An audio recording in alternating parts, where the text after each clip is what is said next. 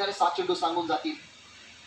हिम्मतसाठी ball on साइडला, fielder त्या ठिकाणी थोडेसे थांबले. का थांबले त्याचा विचार आता चालला. बॉर्डर लाईनच्या बाहेर दोन्ही खेळाडूंचा संवाद सुद्धा कशा पद्धतीने हा सामना रंगवण्याचा प्रयत्न.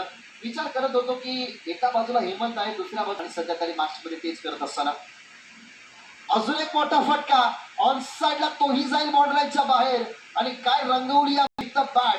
सध्या लागोपाठचे 2 मोठे फटके खेळत असताना 23 येणारे असतील. 3 बॉल मध्ये एक झाला. 3 चेंडू एका धावसंख्येची गरज.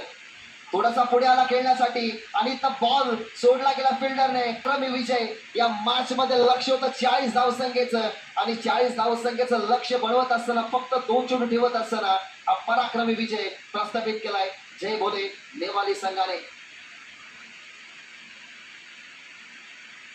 क्वालिफाय झालाय.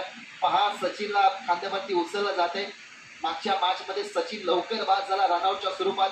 तिथे तो थोडासा नाराज झाला.